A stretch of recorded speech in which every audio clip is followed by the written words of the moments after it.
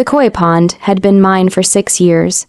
Every brick, every stone, every ripple of water had been a labor of love. I'd spent countless hours designing the layout, calculating the perfect depth, choosing the right filtration system, and selecting each fish for color and temperament. The pond wasn't just a decoration. It was my sanctuary, the one place in our chaotic house where I felt calm and in control. My parents knew how much it meant to me. They had helped in small ways carrying rocks, planting lilies, but they always understood it was my project. That understanding made the betrayal sting even more. It started subtly, as most betrayals do. I noticed small things at first, the whispered phone calls that stopped when I entered the room, the strange smiles my parents exchanged when I asked simple questions, and the sudden discussions about selling things we don't need. I chalked it up to typical adult stress, bills, work, and their endless obsession with investments. But deep down, a small, nagging voice whispered that something was wrong. I should have listened to it. The first hint of the truth came when I walked past the kitchen table to see an envelope addressed to someone I didn't recognize. My mother's hands fumbled as she tried to shove it into her bag, and my father's eyes darted toward the door. Curiosity, a mix of dread and fear, overpowered my restraint. I peeked inside. There it was, a contract. My pond, my $50,000 koi pond, signed, sold to strangers I didn't know. Shock rooted me to the spot. I read the numbers over and over, as if repeating them aloud could somehow erase the reality. $50,000 exchanged, my sanctuary no longer mine, my pride and patience handed over like some trivial household ornament. I ran to the backyard. The pond was there, seemingly unchanged. The lilies still floated lazily. The water sparkled under the sun, and the koi swam in elegant, hypnotic circles. But it wasn't the same. It would never be the same, because now it belonged to someone else. My parents, the people I trusted most, had sold it without a word, without even a hint that they were considering it. Why? My voice broke as I turned to face them. My mother's eyes darted away. My father's face hardened.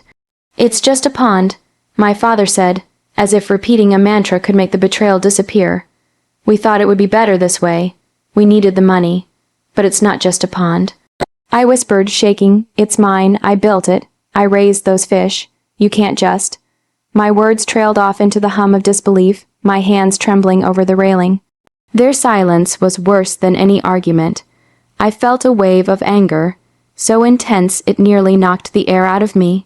This wasn't about money. This was about trust, about respect, about being seen, about being valued. And in one swift stroke, they had erased all of it. I sank onto the stone edge of the pond, staring at the water that reflected the sky and my shattered sense of safety.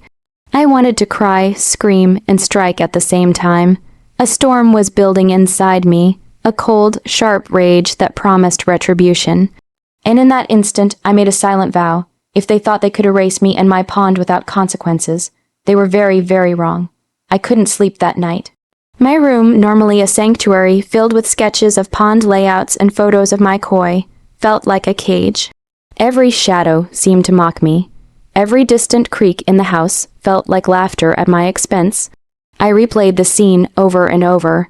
My parents' calm dismissal, their casual cruelty, and the invisible line they had crossed, turning trust into betrayal with a single signature. Anger bubbled in my chest, sharp and relentless. It wasn't the money. I could have earned that eventually, but the audacity, the sheer thoughtlessness of selling something that had been mine, that represented years of effort, love, and devotion. My mind refused to rest until the scales had been balanced. I started small, pacing the backyard, as if walking over every inch of the pond would conjure some solution. Tools I had used for planting and maintaining the pond caught my eye. The sturdy rake, the small spade, the garden shears. Each one seemed to whisper, "Imagine what you could do." The first step was patience. I watched my parents closely over the next few days, pretending to be oblivious while noting their routines. When the buyers called to confirm the visit, my pulse quickened, a strange thrill mixed with dread. They would see it soon. They would marvel at the beauty they had purchased, and they would not get what they expected. That thought alone made the knot in my stomach tighten. I began to formulate a plan, each detail methodical. The pond was large and deep, with layers of rocks and lilies. Draining it wouldn't be simple. Relocating the koi would take care, lest they die and ruin the performance of my revenge. But it had to be done. Every inch of the pond had to bear witness to the betrayal before it was gone. I imagined the moment perfectly, the buyers stepping through the gate, smiles broad, eager to admire their new acquisition. My parents proud, expecting admiration for their smart decision.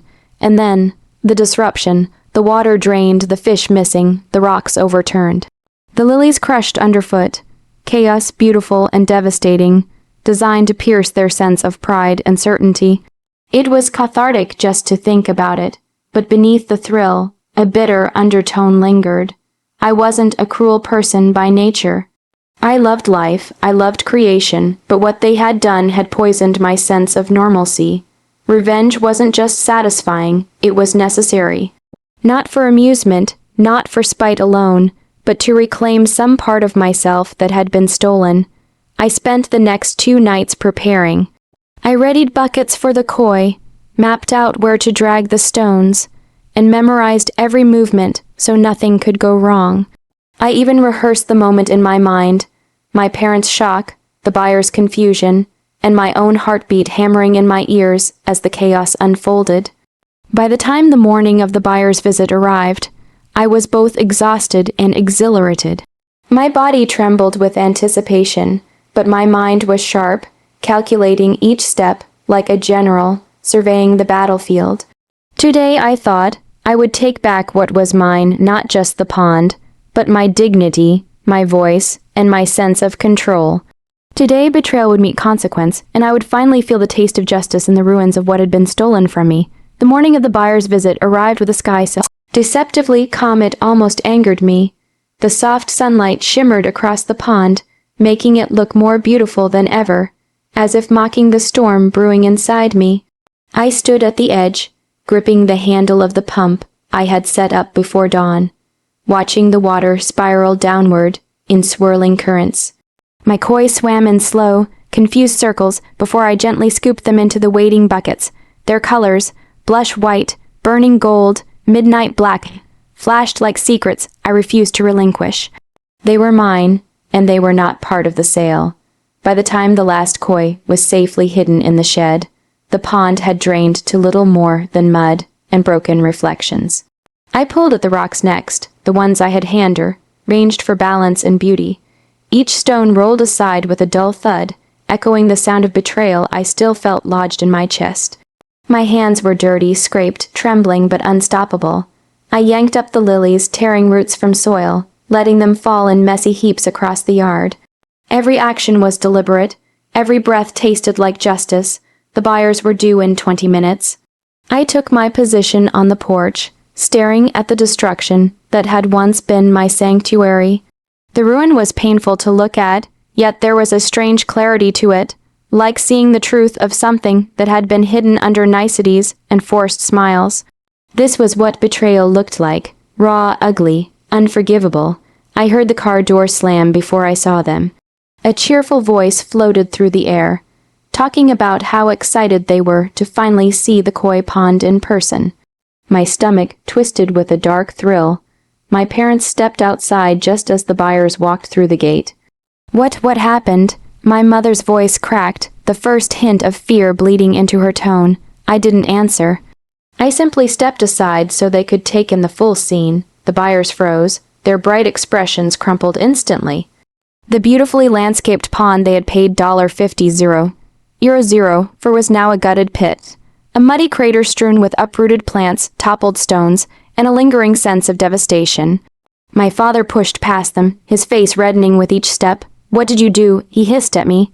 I met his glare with a calmness I didn't quite feel. "I took back what was mine. You destroyed it," he spat. "No," I said quietly. "You destroyed it the moment you sold it without telling me." The buyers exchanged horrified looks, whispering angrily. One of them finally turned to my parents and said, "This is not what we paid for. We're canceling the deal." My father's face drained of color. My mother's hands flew to her mouth. They both stood in stunned silence as the buyers stormed back to their car, muttering something about lawyers and breach of contract. I walked past my parents, my heart pounding but steady. I felt their eyes on me. Fear, anger, regret all tangled together, but I didn't slow down. The moment felt unreal, like standing at the eye of a hurricane where everything was strangely quiet. My father finally spoke, voice shaking with anger. "Why would you do this?" I turned to him, the weight of everything they had done pressing against my tongue. "Because," I said, "you don't get to sell pieces of me and expect me to smile about it." The house was quiet after the buyers left. Too quiet. The clamor of confrontation, the chaos of ruined water and overturned stones, and the echoing shock in my parents' voices had faded, leaving only the low hum of the neighborhood settling back into its mundane rhythm. I stayed in the backyard, staring at the crater that had once been my koi pond.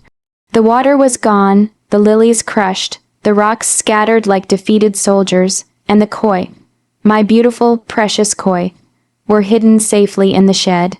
And yet, despite the destruction, I felt a strange, hollow satisfaction. Justice in its messy, imperfect form had been served. My parents' smug confidence, the calm with which they had sold my sanctuary, had been replaced with shock, fear, and a new understanding of the consequences of betrayal. But as the adrenaline ebbed, a deeper, quieter ache settled in.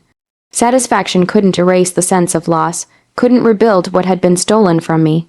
Not just the pond, but the years of trust and shared understanding that had been broken in a single, thoughtless act. I heard my mother step outside, her shoes crunching on the scattered stones.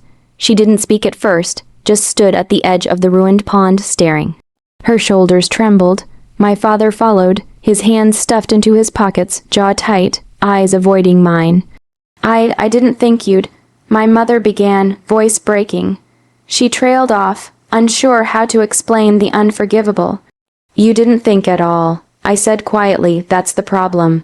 My father's face reddened. "You went too far. You didn't have to." "I had to," I interrupted. "You don't get to sell my life, my work, my memories, and expect me to be okay with it." They didn't respond. There were no excuses left that could undo the damage. I could see it in their faces. Guilt, anger, and the painful realization that some bridges, once burned, couldn't be rebuilt. I walked slowly among the ruins, touching the muddy edges of the pond, feeling the grit under my fingernails. Each scrape, each broken stone, each shattered lily, was a reminder of both their betrayal and my own assertion of self. I had taken back what I could, but the cost was high. I could rebuild the pond eventually.